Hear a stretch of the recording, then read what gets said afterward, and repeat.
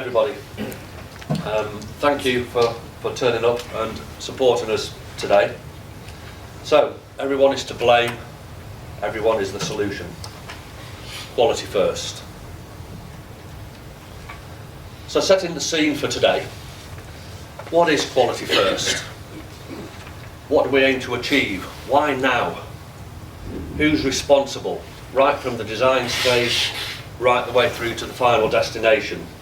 And how can those responsible in this supply chain up their game and improve? So what is quality first?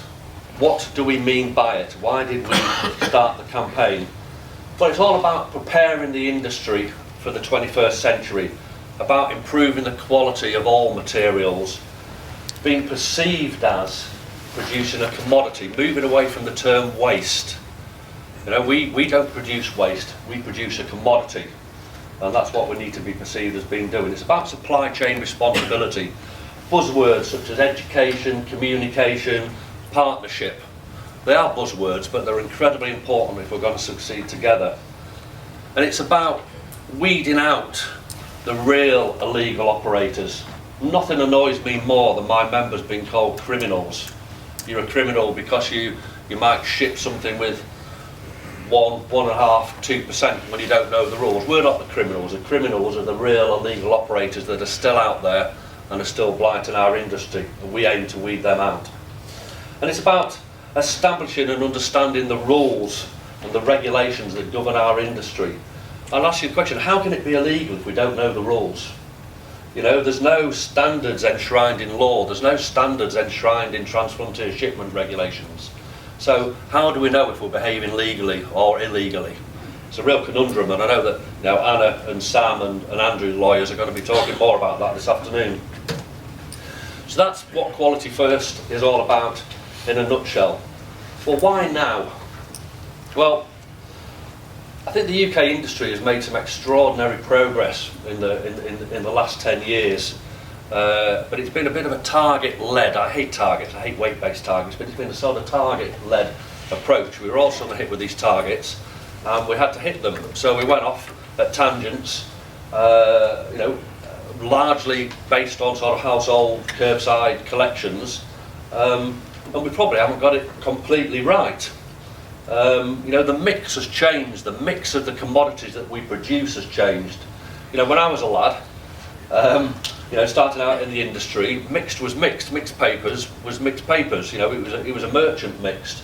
You know, now we've got hard mix, we've got soft mix, we've got super mix, and we've got various grades in between. You know, and that's because we've sort of gone off in tangents and we started producing almost a different commodity, and that's caused us problems.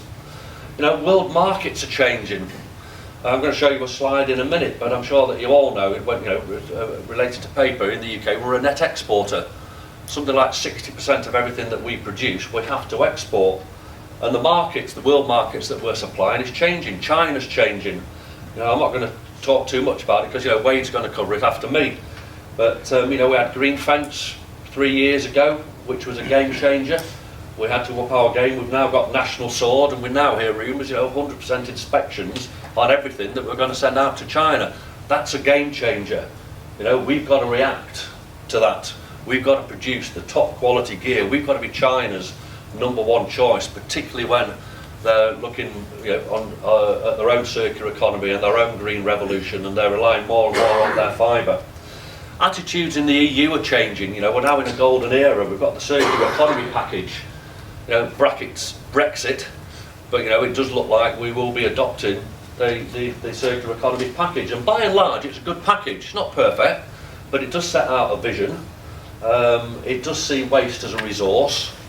It probably lacks the pull mechanisms such as minimum recycled content and what have you, but it's a good piece of work, and that should drive our industry, and we've got to react to it. The environment we've got now gives us a chance to change. Just quickly looking at the world market for paper at the moment, 8 million tonnes in 2015, which is the latest stats I've got. We can only consume 39% of that in the UK. We should always protect the UK first and foremost.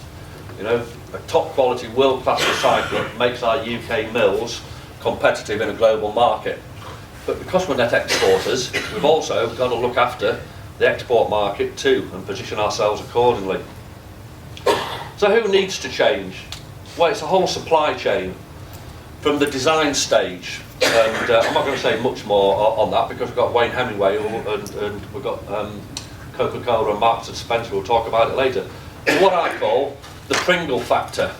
Okay? I mean, what idiot designed this, you know, in terms of recyclability? I hope he's not in the room, by the way. You know? We've got a cardboard tube, a metal bottom, a plastic lid, and I don't know, what's that? Probably unrecyclable, you know? Pass them round if you want my literature. But you know, the Pringle factor, right at the design stage, we've got to get that right. You know, what we're putting in our bins, in our recycling bins for recycling, has got to be recyclable. And we've got to get away from, you know, the Pringle factor. The household, the curbside collection, the local councils have a massive responsibility. The processor, waste management companies, local councils, buyers, sellers, shippers, the regulator, the end destination. We all have a joint responsibility in this supply chain. And how do I see that working? Let's look at household collections. It's been a big game changer over the last decade. You know, a decade ago, I don't know, probably most of us in this room didn't have a curbside collection. You know, there's a few paper banks, a few glass banks. And there are now literally hundreds of ways of doing it. You know, what is the best collection method? And you know, ultimately, I think that we'll see that it's one of sort of 4 or 5. Certainly, RAP thinks so in the consistency committee that I've been involved in. We've had commingled MRFs spring up more, which I'll talk about more. But you know, that's been a game changer in terms of quality. And fundamentally, and it's a very, very important one. And you know, despite all the cuts that they've had, local authorities have got to take responsibility for the material they put in at the front end. I say I'm going to touch on that. I'm going to touch on that more. But you know, it's very, very disappointing in times of austerity that one of the first things to go was recycling officers. You know, might have been earning what 30, 40 grand a year. To me, that would have been money well spent to tell us actually how we should recycle, because many people still don't know. So we get to the operator at the processing stage, producing a recyclate, producing a commodity from the waste that we receive. And you know, that's been a massive part of the recycling revolution. Huge investments have gone into processing facilities. But unfortunately, you know, if we had our time again, we'd probably do it differently, because a lot of these contracts were set up at a time, probably 8 years ago, when commodity prices were at an all-time high. I mean, I remember, you know, was it 7 years ago? I think mixed papers were approaching something like £150 a tonne. These contracts were set up with positive gate fees, you know, actually paying for commingled material to come in through the gate. And you know, as a result, we've tried to make do. You know, MRF operators have had to run the machines too quickly. You know, the in-feed we didn't pay enough attention to. We put all these facilities out, but we didn't tell people how to use them. And that's got to change. You know, we need more investment in the MRFs, in the process facilities, more optical sorting. But you know, as I very eloquently put on the last bullet point there, you know, rubbish in, rubbish out. Well, I didn't quite put that, but you know, you get my drift. And you know, the partnership with councils is key. Contract renewal, profit sharing, investment in education. I see so much money wasted. Is Andrew Bird? Is Andrew in the room? Yeah, Andrew. What was it we were talking the other day, Andrew? How much was Mr. Pickles given? Did he give? 230 million pounds, which was completely and utterly wasted. You know, as Andrew said, he could have set up food collections across the whole of the UK with that money. We could have invested in education. We could have had a TV advertising campaign. We could have put some roofs on buildings to stop the material getting wet. Completely and utterly wasted. So there's money out there to make the investment. We've just got to spend it in the right areas. Mr. Pickles. Just a quick word here about moisture. I see moisture as a bit of a beer moth looming. I was in China at the back end of last year with Craig from Cycling. Cycling had a fantastic conference, and I chaired a workshop with the Chinese CIQ, the inspection, Chinese Inspection Authority, and we were asking them, their views on quality and, and outthrow. And they were almost steering us away from quality, from outthrow. It's important, but it wasn't their main concern. Their main concern was moisture. Material that's wet when it goes in the container, it spends 6 weeks on the sea, often at high temperatures, and when it arrives, it's rotting, it's fungus ridden, it's bacteria laden, and I can see, if we don't get our act together on moisture, that it is a problem waiting to happen. It's got to be collected dry. How many times do you sort of walk around the country and you see source-separated curbside boxes for recovered paper, and there's no lid on it, and it's raining, so it's wet before it even hits the process? Not only does that cause a problem at the other end, everything sticks to it, so you can't actually separate everything properly. Fundamentals that we've got to get right. We spent millions of pounds on materials recovery facilities, and we've got to put a bloody roof on it, and so everything gets wet. We've got to up our game. We've got to find solutions. Sellers, mills, and brokers. We all know what we all know what we're producing. We all know what we're buying. We all know what we're selling. We all have a responsibility. And as I said earlier, illegal operators have got to be weeded out because they have an economic advantage over compliant operators. We need to level that playing field. Legal operators are a barrier to environmentally sound recycling practices. And what I would also like to say as well, and it's something that annoys me while I'm on a rant, is, it's quality in a legal shipment isn't just about deep sea. We seem completely het up on hassling those that are sending material deep sea. It's still an illegal shipment if it goes on a taut liner into Europe. And I was at a conference in Brussels last week, Europe conference, and I was speaking to one of the guys there who told me that he's buying from the UK material that is derived from a MRF with 30% outthrow. How the hell does that work in the first place? I mean, what sort of MRF is producing something with 30% outthrow? And that is illegal. Under TFS regulations, it's illegal, but it's going under the net, it's going under the radar. And people that are doing that have a competitive advantage over those of us who do it properly. And we have a duty to weed those people out. Now, with that in mind, what is an illegal shipment? I don't know. If it's hazardous material, if it's food, wood or whatever, we all understand that, that's illegal. But what is the law? Is it zero outthrow? Is it 1? Is it 1.5%? Is it 2%? How can it be illegal if we don't know the rules? That's why we, as the Recycling Association for paper, we're advocating the adoption of EN 643. Now, EN 643 is a European standard for all grades of recovered paper. For mixed and for cardboard, the permissible outthrow is 1.5%. That fits in with China's GB standards, it fits in with America's standards, so why don't we adopt it? And I know the regulator has said to me on several occasions, be careful what you wish for, because some of your members might be producing more than 1.5%. Well, sorry, my members shouldn't be producing 1.5%. If you're producing more than 1.5% outthrow, we haven't got a sustainable industry going forward.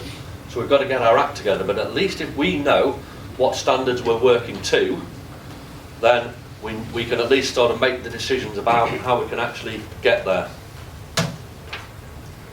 Just take a few seconds just to absorb this slide, because I think it's a very important one about changing the thinking.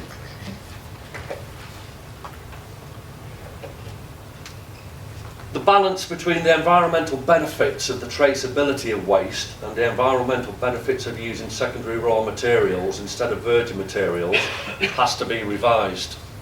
And the point I'm making here is that we get, and the regulator does get so het up on tracing containers that might contain 1.5%, 2% waste. Why? What is the environmental benefit of doing that? We don't trace virgin materials, we are in the game of producing an environmental benefit. That's why we're all here, that's why it all started. We're producing a product that has environmental benefits. Why would they then want to chase the backside off it and try and hassle it and try and prove that it's illegal? Environment and net environmental benefit has got to be at the forefront and the core of the decision-making process. We seem to have moved away from that. It should fundamentally underpin everything that we do. So, why is it illegal when it has so many benefits? Like I say, if it's hazardous, then fine, no problem. But a bit of outthrow, net environmentally, is that a problem? I don't think so. So why do we get then? And to be fair to the regulator, and I will say this, the UK Environment Agency, I think, have changed their attitude of late. I think that they're much more pragmatic than they used to be. We can have dialogue with them. I had a recent meeting with SEPA, very good meeting with SEPA, who've had problems with the past, and I think they've changed their culture. They're getting more and more happy to talk to us. They're not automatically jumping into court. And here at Ireland's the same. So why, for example, in a case that I've just recently been involved with, did the regulator, the inspector, try and pull out bubble wrap from padded envelopes, tore windows out of windowed envelopes, took the liners out of Maltesers to try and make a case for a prosecution? What the hell is the environmental benefit of doing that? What's the economic benefit of doing that? Hundreds of thousands of pounds, on legal fees. Why? I don't get it, because we don't sort of seem to have an environmental standard principle underpinning everything that we do. Greater pragmatism, understanding, partnership, education. That's what we need to do with the regulator. That's what should be the regulator's position. It's not a waste, it's a commodity. Again, while I'm on a rant, that, the coat hanger, okay? Under TFS regulations, that is illegal to export. It has to be an amber list notifiable procedure because it's two different materials. So I know large quantities of coat hangers now in the UK are ending up in landfill because we don't have enough market in the UK and we can't export it. What is the environmental hazard of a piece of plastic and a piece of metal that can easily be separated? That's where the law's an ass, and that's where we need to improve. And the end destination. Mills are responsible too. Mills have a responsibility to concentrate on compliant suppliers. Between us in this room, we all know who the non-compliant suppliers are. We could name them. I know people that our trading company we won't deal with because they're producing rubbish. So the mills have a responsibility not to buy from these people. Don't sort of then bleat when you end up in court. When you're taking the risk in the first place. Sorry to be harsh, but we all have a responsibility in the supply chain. If it's not compliant, don't buy it. Chinese regulation will probably end up forcing that if the mills don't. And then just finally, to sort of square the circle or whatever the expression is, when it gets to the other end, to the mill, and it might have a bit of moisture, it might have a bit of outflow, please, let's have a proper scientific procedure for determining what the problem is and what you're going to charge, rather than that approach, I'm afraid, we get at the moment.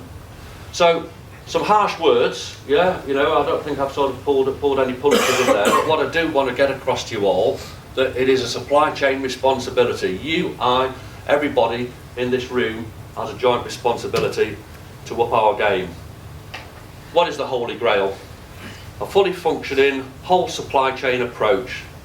A whole supply chain that works in partnership to produce and consume a top quality commodity with a best environmental option culture, and in a background of complementary regulation where we all understand the rules. And if we achieve that, as our esteemed American president would say, we're all winners. Thank you.